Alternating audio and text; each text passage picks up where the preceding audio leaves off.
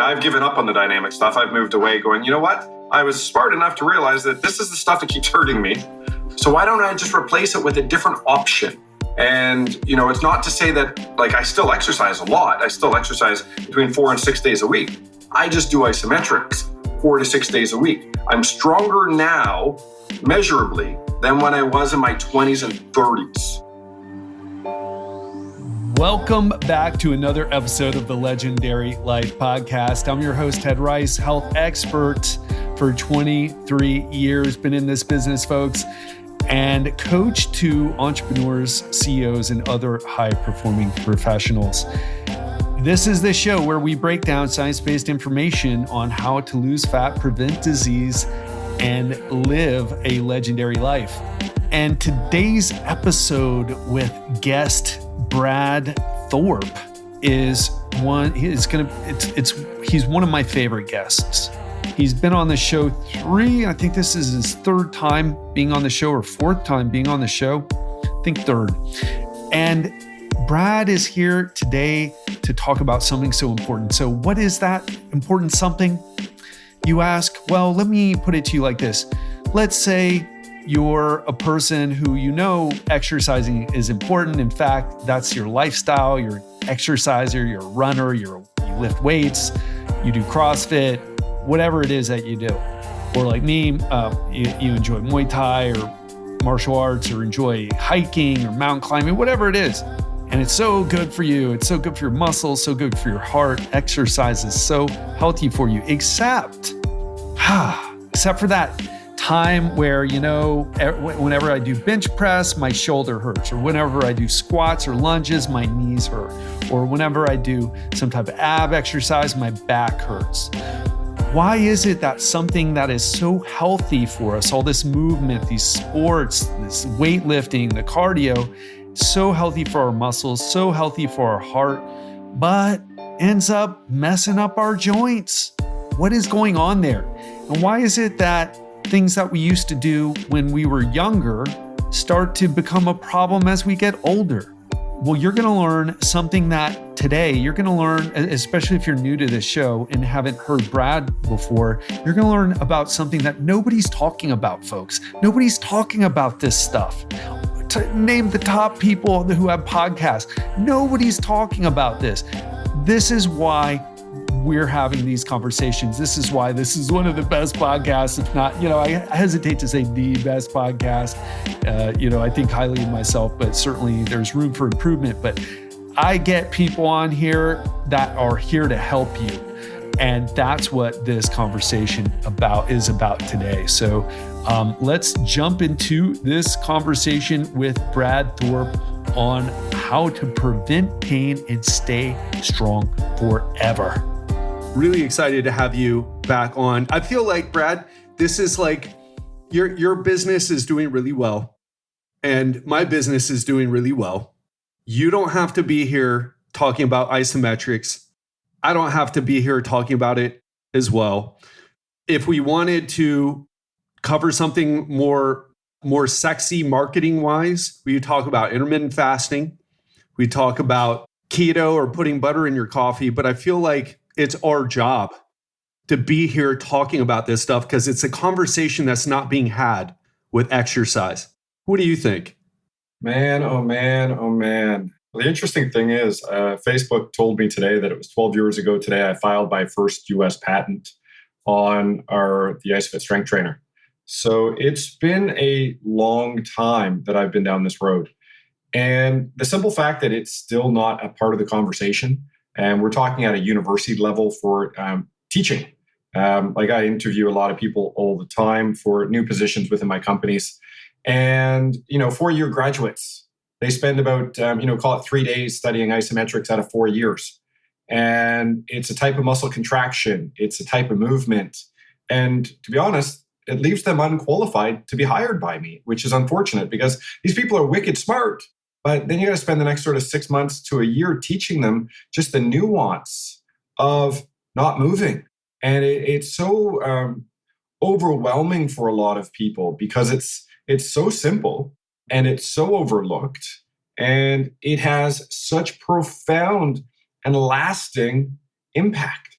So I'm excited to talk about it. I can talk about it to, the end of time we can go with. And, just for people to understand a little bit about me, I did a 3-year program on fitness lifestyles management, was geared towards cardiovascular rehabilitation and exercise testing. I've studied under the world's foremost experts on dynamic exercise movement and a type of therapy called muscle activation techniques, which is blowing up because it's taken the world of sport by storm. So I'm certified in all that sort of stuff. And with that education and background for myself personally, and I kind of walked away from dynamic exercise because I was tired of being injured all the time. Explain what that is, because dynamic exercise that term might not resonate with people listening right now. That is all your motion-based stuff. That's your bench presses, your squats, your running, your elliptical, Stairmaster, rowing machines, traditional stuff you would see at a gym. Every exercise you've ever done, ever, pretty much. And we're going to talk about why it's wrong. Well, outside of a wall squat and a plank, or horse stance and stuff like that. So not to say it's wrong, it's just high risk and injurious. And everybody that I've ever talked to, and I talk to a lot of people all the time, have been injured because of dynamic exercise. So what are we doing wrong? Because it's supposed to be about health. It's supposed to be about well-being. It's supposed to be fun and engaging. But yet it costs nations billions of dollars annually because people go out and exercise. Now, part of the problem is they exercise wrong. They exercise either infrequently or too frequently. They miss the opportunity to get the right dosage. They do activities that they were exposed to that they weren't prepared for. So the load might not be appropriate. And you look at all that sort of stuff, and I think us as an exercise industry, professionals like ourselves, we need to be screaming from the rooftop, hey, before you start doing dynamic exercise, now listen to what I said, folks, before you start doing dynamic exercise, do isometrics.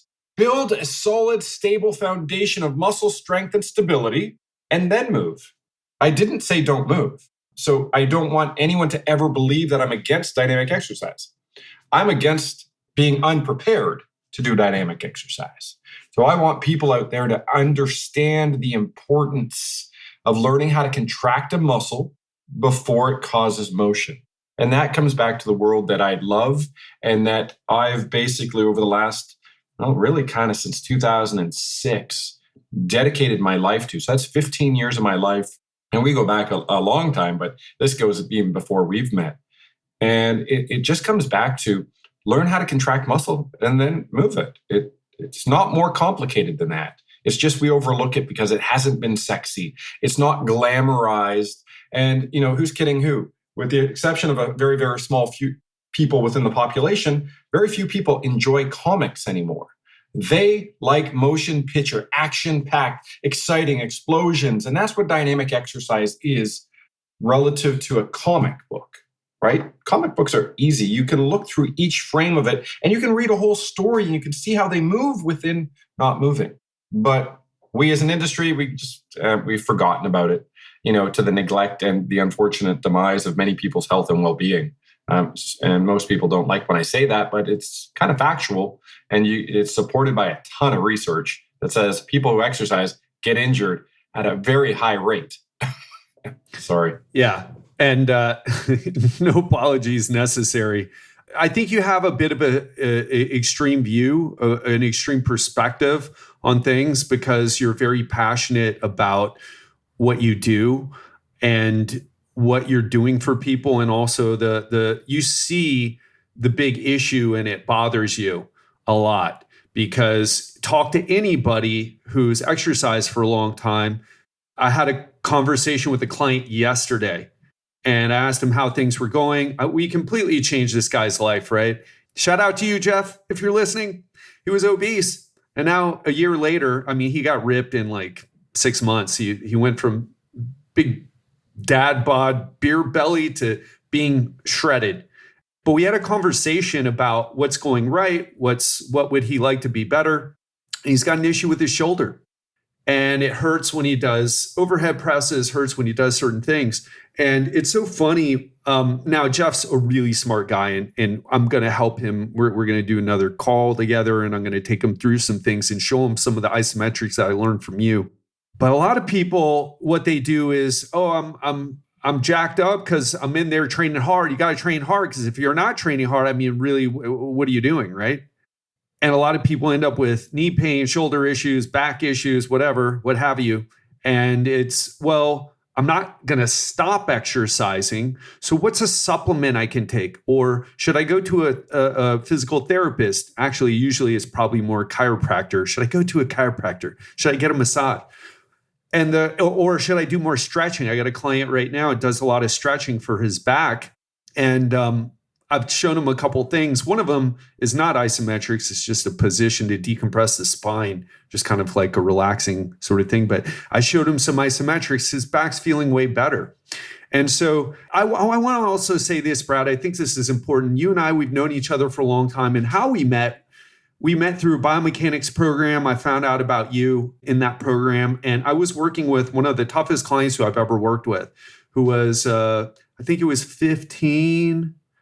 14, 15, maybe even 13 at the time. And he had a stroke in vitro. So while he was a fetus, cord wrapped around his neck, cut off blood supply, he had a stroke, partially paralyzed on half of his body. How do you train a guy like that who can't do a bench press? He can't even hold anything on that hand.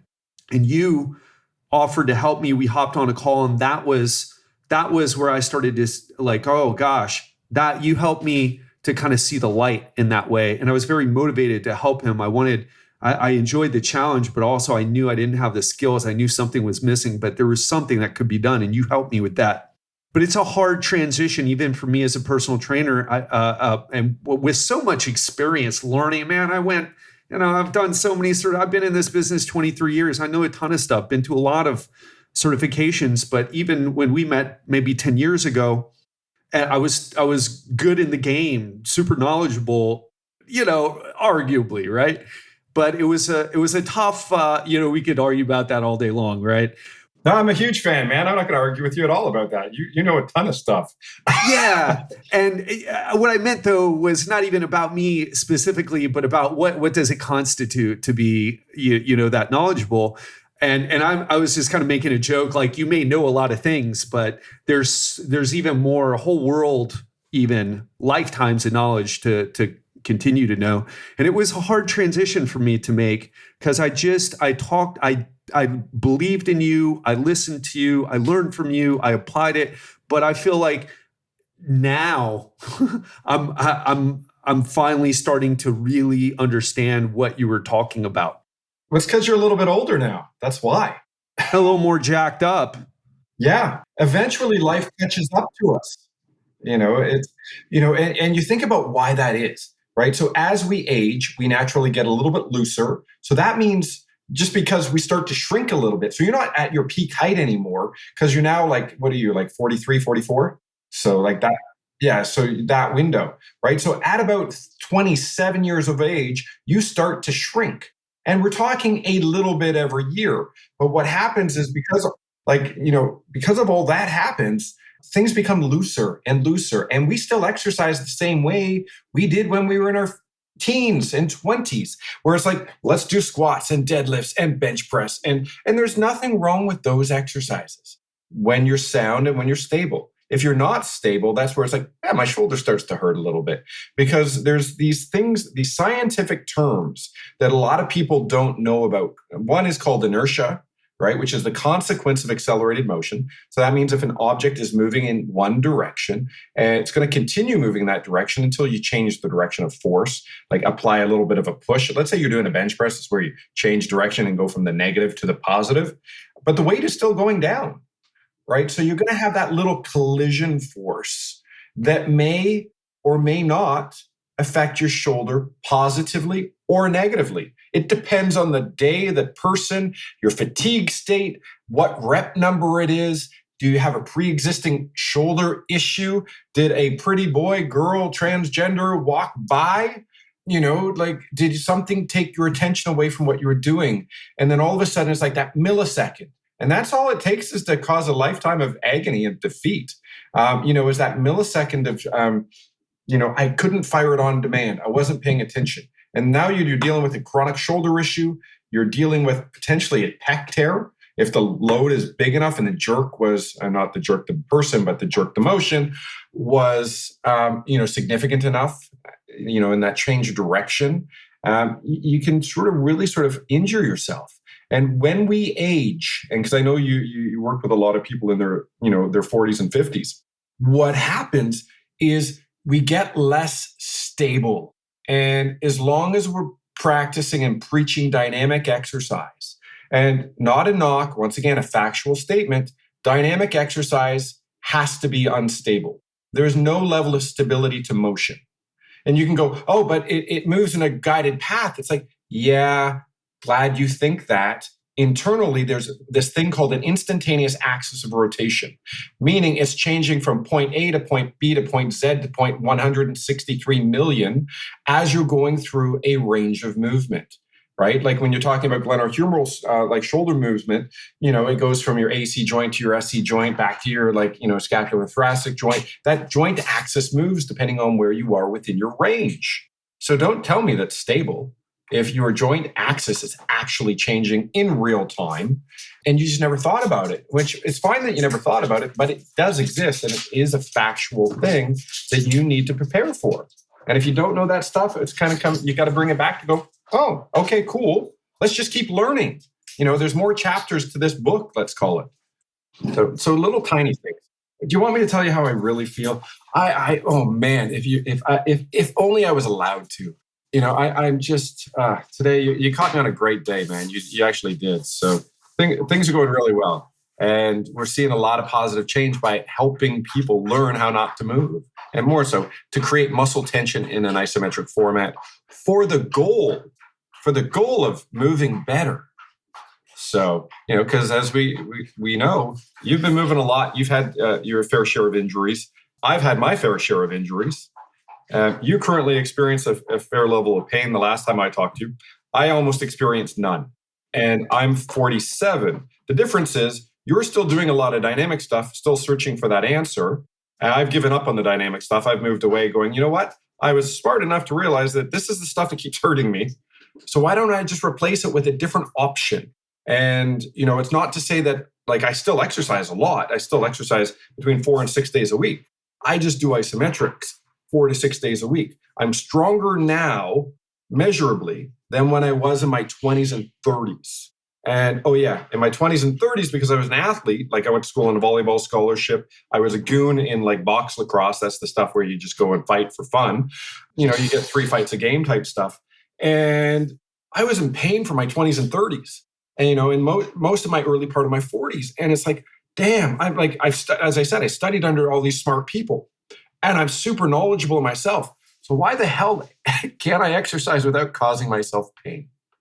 And I just got tired of it. And it's, it's kind of like I feel as though I'm that guy who is now all of a sudden a vegan. Not to pick on a specific group of people, but you know what you mean, right? It's like, oh my God, don't eat meat because it's bad for you and all this sort of shit. And it's like, well, yeah. It's like, well, you look at the stats and you look at the studies and you look at the metrics. It's like, yeah, but I kind of actually just really like meat. Okay, so that's, so I'm not going to tell you not to do it. I can tell you my story. I can tell you the success of a lot of people that I work with. But if you want to do what you want to do, just prepare better for the activities that you love to do. And how do you do that? Do you practice it more often? Or do you throw something in there that's new and unique that you've never done before called isometrics?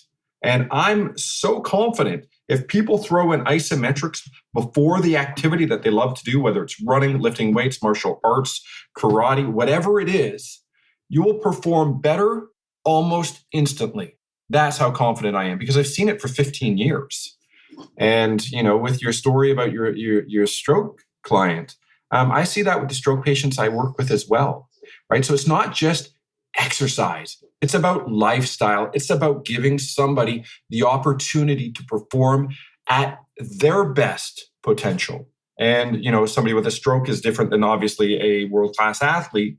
But for a newbie exerciser, oh man, it's the best place to start because it reduces the risk of the injuries that the exercising world has known to become normal, right? We've normalized exercise injury to the point where it's like, oh, going to the hospital is okay because I exercise.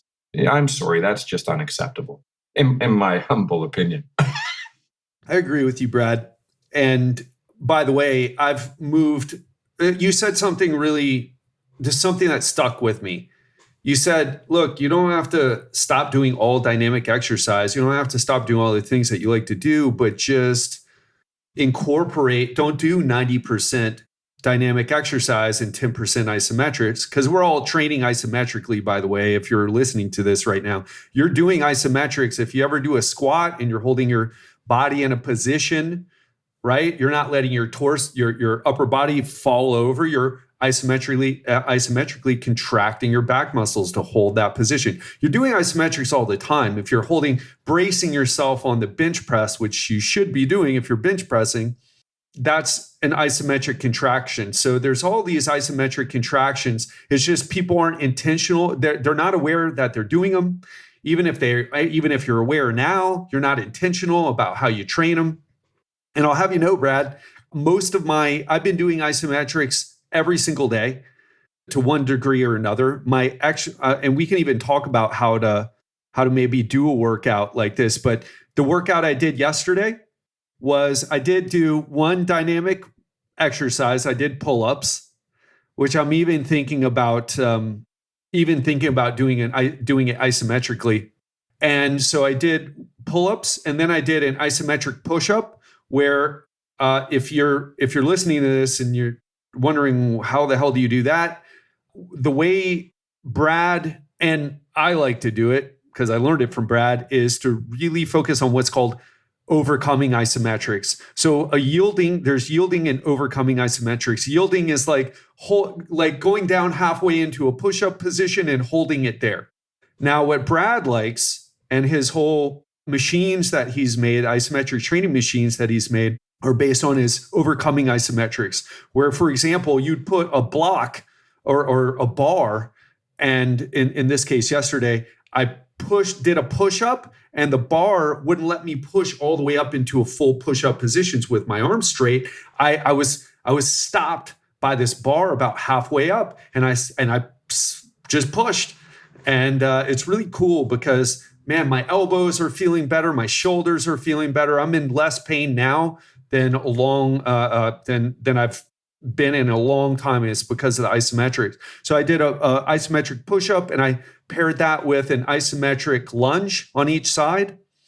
And then the second pairing of exercises, I did an isometric row and an isometric deadlift. So that was my workout, those 5 exercises. And I did 2 sets on each of the exercises. And I just, with the exception of the pull-up, that was a bit different. But with the isometrics, I did 2 sets, and I basically just pushed until muscle fatigue, because what I know, and I want to ask you about this, what I know from exercise physiology and the science on hypertrophy or muscle growth is that you got to work the muscle until it fatigues. That's when the magic happens. So what I would do is I would put the timer there and push until I felt like I was getting close to that, what you might call failure point. So what do you think about that, man? I think it's genius. Well, I learned it from you. So well, there you go. So if you learned it from me, it's got to be genius. It's who is this guy you learned from? Oh, me. Oh, okay. Oh, yeah, man, that guy is like so insightful, and wow, it's funny. People, a lot of people think I'm kind of like way too serious. I gotta kill that idea. I am so not serious at all. I'm actually quite fun and enjoyable. I just don't like seeing people hurt. But you look at the result that you had, right? What did you say? I felt better. Okay, cool. If that's all that matters to me. If people are walking around and they're not in pain, right? Because being in pain sucks. There is nothing worse in life than being like, you're just walking around that, like nagging this, the nagging that. And it's like, well, you don't need to. You don't need to actually take any medication.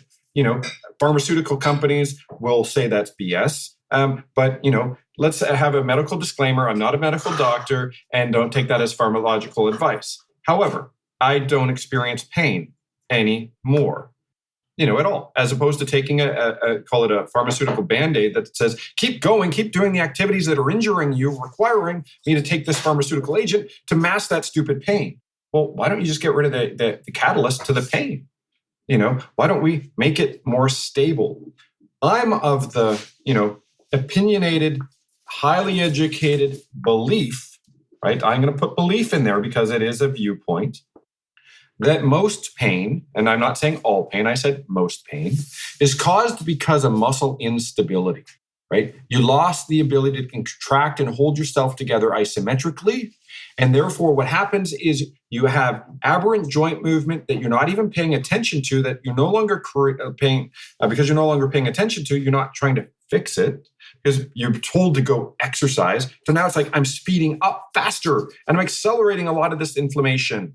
Right? Nobody associates inflammation with exercise. It's only your nutritional habits and your drinking habits. Like, hold on. What about the thing that actually causes it? Compression and slapping and collision forces and friction and, all these joint forces that you don't know the names of so we jump back to the world of isometrics. There's natural analgesic effect. It is scientifically proven to get rid of pain. They don't know why in the scientific literature. So I'm not going to pretend to say, well, scientifically speaking, it is this.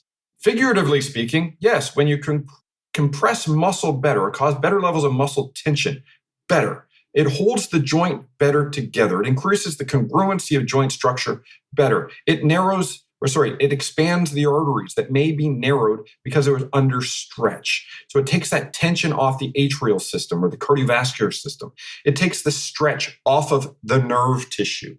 It takes the tension off the fascial tissue, the ligamentous tissue, the tendon structure, all because you did isometrics. We enhance the natural tone of muscle tissue, which is isometric in nature, not dynamic. So, which a lot of people, they haven't explored. So they don't think that way.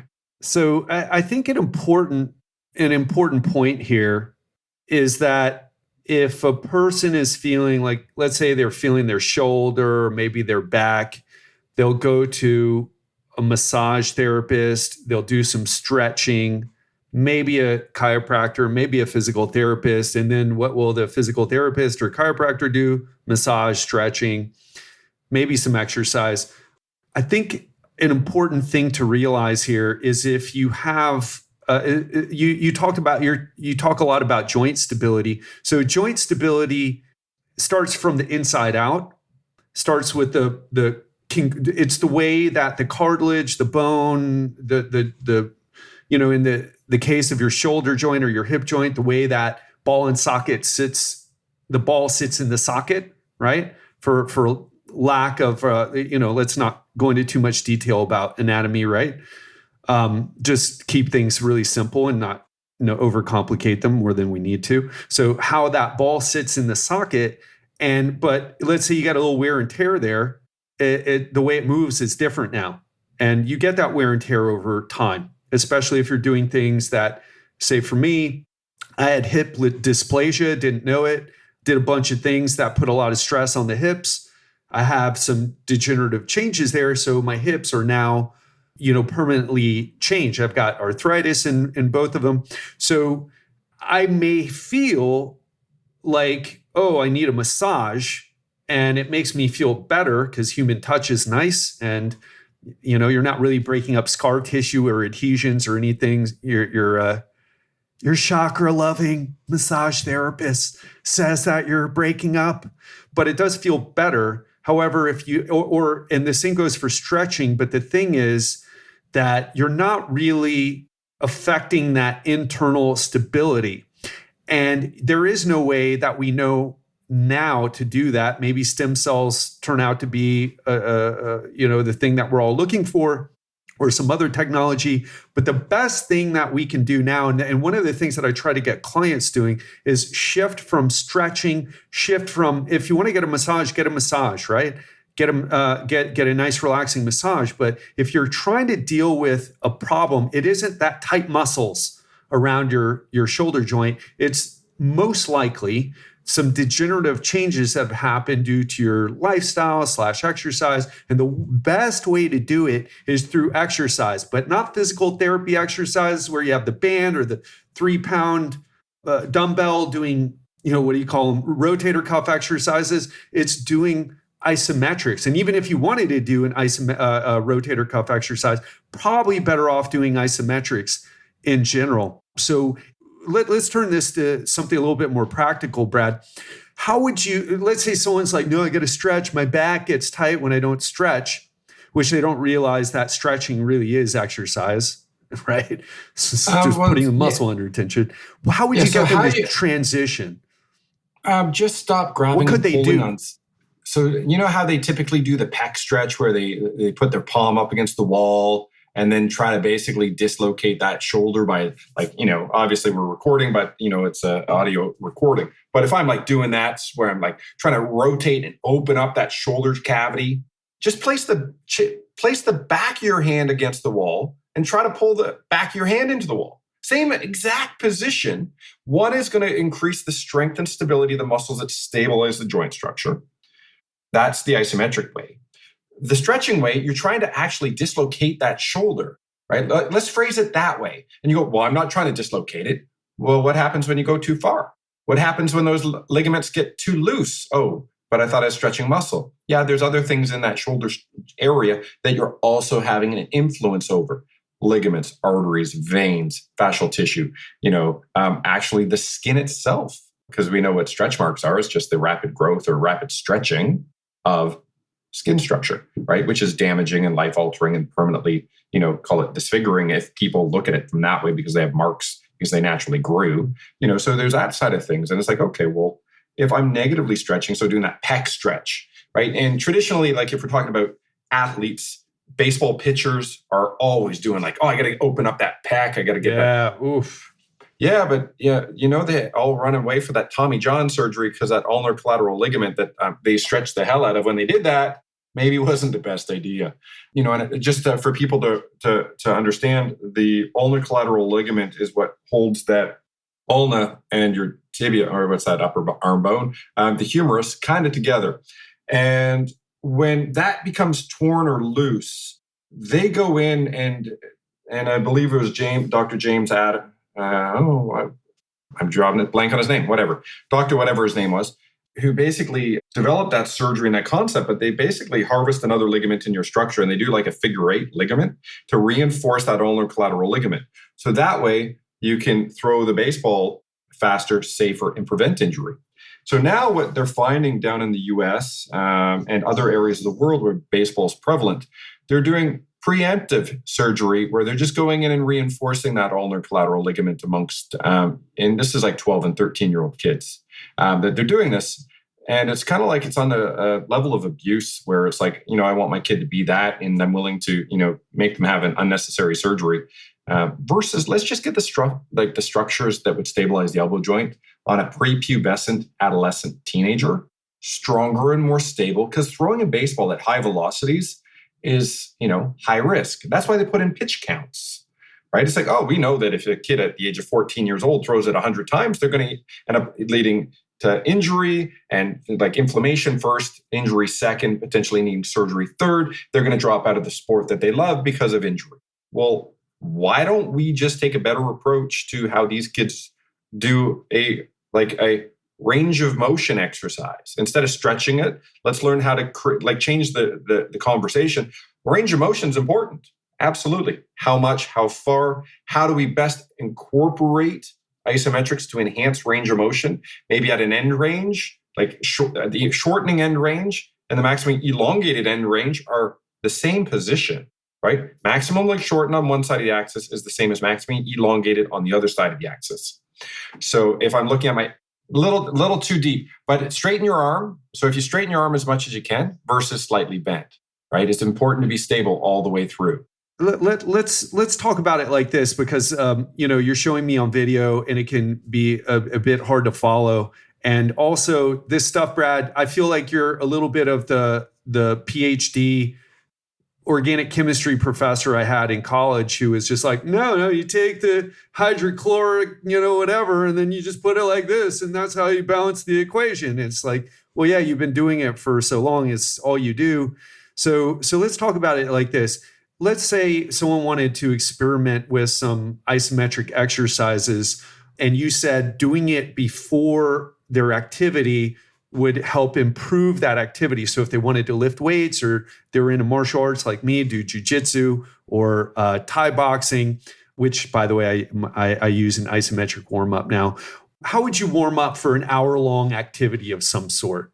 And let's just keep it super general and principle based instead of very specific with muscles and anatomical positions. Like, yeah, what you want to do, I mean, if you want it to be really cheap and dirty, right? All you have to do is think like almost like a global muscle contraction where you're just standing there and you squeeze your abs, squeeze your butt, squeeze your thighs, squeeze your hands, like dig your feet into the ground and just try to like ramp up a maximum amount of muscle tension. Like somebody's, I don't like using this as an example, but like somebody's about to punch in the stomach and it's like, let's create that level of tension, or somebody's trying to push you off your current position and just create that level of tension within your structure. And if you did that basically, like, and we're talking cheap and dirty, if you did that like 5 times and you held that for 20 seconds, while breathing, don't hold your breath for the duration. What you'll find is like, oh my God, I feel actually better. I feel tighter, firmer. Like I'm prepared now to go into that activity. Now, because you said, okay, specific to jujitsu or Muay Thai, you might need a little bit more than that. You might need to do segmental positions and contractions. If you have a wall present or a partner present, you could use them as a restraint. Like if you both, like, the Pilaf press. So if you both reached in front of you and you use the opposing arm of your combatant or future combatant to do trunk rotation type stuff. So you can use many, many different sort of things where it becomes, all you have to do is learn how to try to create movement into a restraint is the key that people need to understand. And the reason that I say that, and when we talk about overcoming versus yielding, if you're sitting there holding an object in space and you start to fatigue in a yielding environment, that becomes higher risk. As opposed to if you're doing a overcoming isometric and you're pushing into an immovable object and you start to fatigue, that will drop in real time that amount of effort, right? Making the load safer and allowing you to actually be able to sustain the contraction longer, recruiting greater muscle fiber, like different fiber types within the actual effort, which is, once again, getting back to that complex side.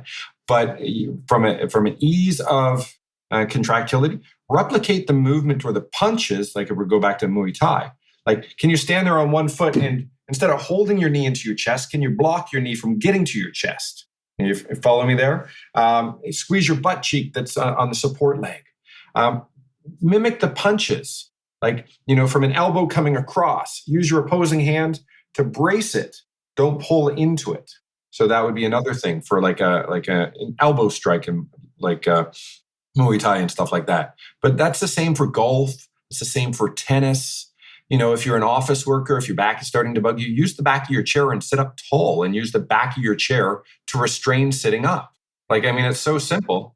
Yeah, I know. And it's like, oh, yeah, guess what that'll do? That'll work and strengthen the muscles of your back. So if you're about to embark on an 8-hour workday, why don't you just start in your chair? Like, you can use the arms of your chair if you have arms, or the side of your desk and think, I want to train my trunk.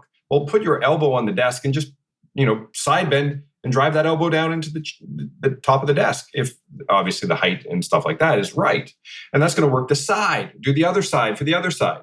Hands together and and crunch forward, and you can train your core while sitting at your desk. If you want to work your back muscles, sit up tall into the back of the chair, as we just discussed. So really, really, really super simple solutions. Now, if you did that every hour for 1 minute, like just take like not even 1 minute per exercise. If you just did 1 minute, like 15 seconds times front, side, back, right? So you're dedicating a minute. You did that 8 hours a day, so you're going to get 8 minutes of isometrics. So here's the cool thing. Science indicates 6 minutes of isometrics is the equivalent to 35 minutes of resistance training on selectorized equipment. So I just gave you a life hack to get 45 minutes of isometrics. It's actually 47 minutes of isometrics while sitting at your desk, taking 1 minute every hour while getting paid to exercise. Now you're like an occupational athlete because you're getting paid to exercise. You're a professional occupational athlete. And what that's going to help do is it's going to help lower your blood pressure. It's going to help increase your metabolism. And it's going to help reduce the risk of back and neck pain and shoulder pain and elbow pain while being at your desk. So that's crazy. And that's all it takes. It's like, but that sounds too simple. It doesn't have to be a complex solution. The problem is actually quite simple. You're unstable. You're ill prepared. We gave you a way to become more stable and to prepare for the activity of not moving, because you're sitting at your desk, you're working isometrically. You just didn't train for it. You trained dynamically, right? And it's like, oh, well, we know that, via the SAID principle. This is why you can deadlift a couple 100 pounds, but your back hurts when you're doing the dishes. Yeah, exactly. It's crazy. It's also a function of doing dishes just sucks. But for me, in my household, it's so like my wife, she's like, she's happy to cook, and she actually doesn't like doing the dishes. So she's like, I'll cook, but you do the damn dishes. And if I come into this kitchen, man, I screw this up so bad all the time. I like doing the dishes in the morning because when I'm done eating dinner, I don't want to run over to the dishes. She hates going to a kitchen that's not prepared in the morning. And she's like, dude, like, this is ridiculous. You're 47 years old. Do the damn dishes at night. You know what makes me happy? You know what makes me miserable? When I go to the kitchen in the morning. And somehow it still doesn't compute in my brain. Dude, do the damn dishes before you go to bed. Because she'll get up in the morning, and she's always up on the days that I get up to do them before she gets out of bed. Always the day she wakes up earlier is when I, screwed up and didn't do it. And she's like pissed, man. And I just cower in fear. Was there a punchline about isometrics in that, or? Yeah. I'm totally kidding, man. Yeah. So fight or flight. It comes freeze. That's that whole sort of turtle right under before she beats me senseless. With love and caringness, of course. Yeah, I know you post all the time about your family on social media. It's obvious you guys have a great relationship. And let me take a minute, by the way, to just talk about the other episodes that we did. If you're enjoying this episode, you can go back to Brad Thorpe, episode 10 on legendarylightpodcast.com, how to get stronger, prevent injuries, and improve sports performance with isometrics. And also number 329, the secret weapon to lower blood pressure and prevent injuries with Brad Thorpe. Again, that's on legendarylightpodcast.com, or if you like to listen to this podcast on Apple. We also have 420, but I'm pretty sure we put that one back up when I was going through some things with my dad, because we love Brad so much. We love his information so much. This is, and folks, this is truly game changing. I want you not to just listen to this episode, but try what Brad said about tensing up for 20 seconds 5 times before you go and do something. You don't necessarily have to be on your way to do something. You could stand up at your desk and do that. Or you could do some of the other things that Brad said today about, working from your desk. While Brad was explaining it, I was doing everything he was talking about. And you just did some exercise, and you didn't have to sweat to do it or change your clothes or go to the gym. You did it right from your desk. And like Brad said, you're an occupational athlete. Look,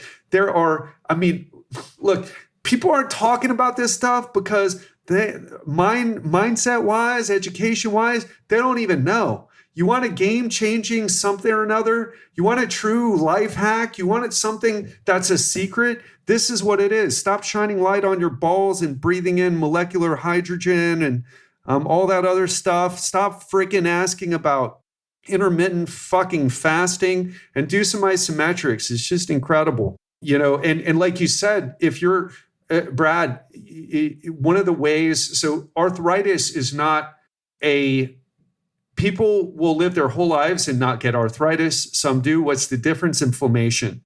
And while so many people are like, what's the best anti-inflammatory diet? The one where you don't eat the one where you don't overeat is the answer to that. Although there are some food choices that can help, but it's the one that you don't overeat. But if you're inflaming, you made a great point, Brad. If you're inflaming yourself with exercise, because after you get out, you're like, man, that was a good workout. Oh, my neck hurts, my back hurts, my shoulder hurts, both my knees hurt, my hips hurt, But man, that was a good workout. You're causing inflammation, and you got to ask yourself, like I did, how much longer can I keep this up? And that's why I'm so grateful for you, Brad, because you showed me a different way. I'm feeling amazing. I'm stronger and in better shape and in less pain. Usually, if you want to get stronger and better shape, that comes with, I can't lift, I can't sleep on my left shoulder at night, but man, I look good with my shirt off, right? I can bench press a few 100 pounds. Yeah.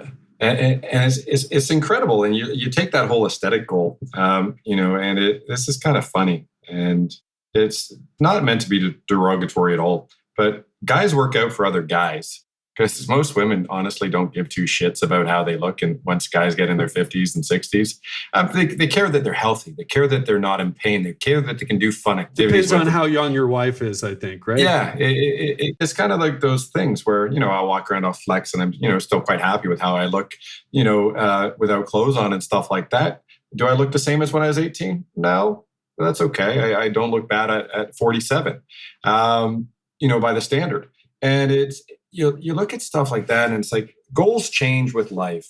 And for myself, it was, as we discussed earlier, I just got tired of living in pain. And it was literally, I'm going to do this for a month. It was a 1 month experiment. I'm like, I woke up every day, call it from 3 days in, pain-free. It wasn't like that first step in the morning going, oh, my foot, that sucks. And it's like, my sleeps were better. And it's like, okay, well, what happens when you lie sideways? Like most people sleep isometrically. You toss and turn a little bit, and your rib cage, you got to breathe and stuff.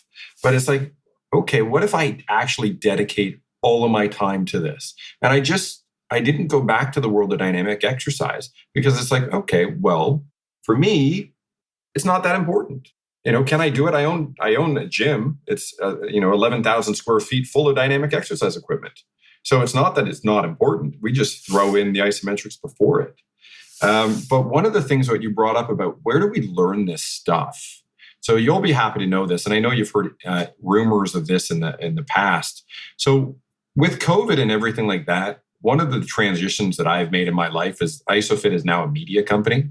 So we are rolling out an on-demand and subscription-based service where we are creating the video content necessary to do, and it's isometrics for jiu-jitsu, isometrics for gardening, isometrics for back pain, isometrics for, whatever activity is you guys love to do. We will have a channel dedicated to that activity. So we are going to become the global leaders in isometrics from a media perspective. We've been longstanding, we've been there for exercise equipment, but now it's about media. It's about giving the consumer the necessary tools so they can make the positive difference in their life. And that we're basically just signing an agreement with our service provider, which will be Vimeo. So we're doing the over-the-top sort of training stuff. So we should have that up and coming, or that the documents signed this week. And then we're looking about sort of, they say, basically 3 months before the app is developed. But from a programming perspective, we'll have stuff available for the consumer within about 3 weeks. And that gives you an understanding about how to exercise properly with isometrics. And it's not just going to be solely exercise videos. I believe in the science. I believe in bringing the science to the populace. So we have a whole science series where we'll be jargon free. And I know you're going to laugh at me because you know me and jargon, and I love it. And that's not about me. It's about the consumer. It's about why is blood pressure better related, or why does isometrics help people lower blood pressure better than cardiovascular training? When all you've ever heard your whole life that you need to do cardio to improve your heart. Yeah. And it's like, well, like one of the things they forget to talk about is why, like the venous return side, like how the blood gets back to the heart is, 99.2% controlled by a muscle function. It's 65% of your blood volume equation. So if I fix 65% because I made my muscles contract more efficiently, i.e. through isometrics, it's going to have an almost near immediate and drastic effect on the return flow of blood. And it's going to cause better levels of compression, meaning the artery and the vein both get larger. So it's like going from a 1-lane highway to a 4-lane highway because you did isometrics. Pressure goes down, flow increases. So we're going to discuss stuff like that on our science show. We're going to break down exercise mechanics. So I'm going to jump into that world of dynamics, and I'm going to show you how to do squats from an isometric perspective throughout a whole range.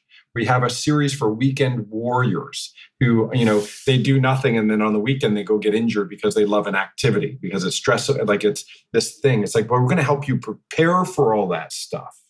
And then we're going to talk about health conditions and how do you avoid things like osteoarthritis, osteoporosis. Recent research is indicating that isometrics helps prevent Alzheimer's, right? It's like, damn, that's a bold statement. That's not coming from me. That's coming from the Journal of Neurology, which is the world's leading medical paper or journal for neurology. So it's like, okay, cool. Let me bring that to you guys, all for $54 a month. It's so crazy. I love it. I'm in. I'm against fitness and diet cults, but this is the frontier. It's not a cult, folks. That's just a joke. But this is the frontier of something that is literally going to change the way you feel, look, perform. Oh, I love it, Brad. Let's wrap things up. I feel like we've given people so much to think about. Now it's like, go do something with it. Where can they sign? Now, by the time this comes out, it'll be probably 4 weeks later. What is the website? Where is the place that someone listening right now can go and sign up for this? So it's going to be housed on our it's isofitmsk.ca is the website. And, so it's a Canadian site. So for all my American people out there looking at those prices, you guys get it cheaper by I think it's 23% off, because you're American. Because this is all Canadian pricing. So we usually get sticker shock from Americans looking at the pricing. They're going, oh my God, it looks so expensive. It's like, it's actually not that price. It's actually 27%, 25% cheaper. But I live in Canada, so I might as well support my own peeps in my own currency. So isofitmsk.ca. It's not .com, it's .ca. So be mindful of that. And you'll be able to sort of sign up for your subscription. Obviously, we got our Isofit MSK product as well. You guys can buy that fully stocked. We love the idea of being fully stocked and selling product when we actually have it. So if we, sell out, we usually put a disclaimer there saying, hey, we're a couple weeks away from having product. But if it's you bought today, Ted, I'd ship it tomorrow. So it's pretty remarkable. I want to go buy a place just so I can have an Isofit MSK. And that may sound like hyperbole, and it is a little bit, but it is one of the reasons, I want to have this thing so I can do it. I can do this. And you don't need the home gym and all the contraptions, all this stuff, unless you want it, of course, and you're having fun and it isn't jacking up your body. But go to isofitmsk.ca. So that's isofitmsk.ca. You can, if you're interested in the Isofit MSK, you can buy it there and remember, it's Canadian dollars. Or if you're interested in signing up for Brad's monthly subscription, look, do it. Go try this stuff, folks. It's a game changer. I never talk about things as game changing because most of it is it's not. It's procrastination. It's like, do the freaking principles and shut up about this, the shiny new thing. But this isn't shiny and new. It's a very old concept that's been evolved by Brad. He's just a guy that you should learn from if you want to stay amazing.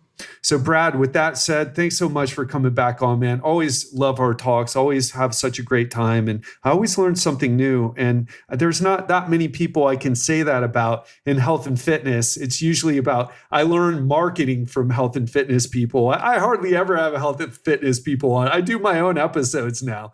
No interest.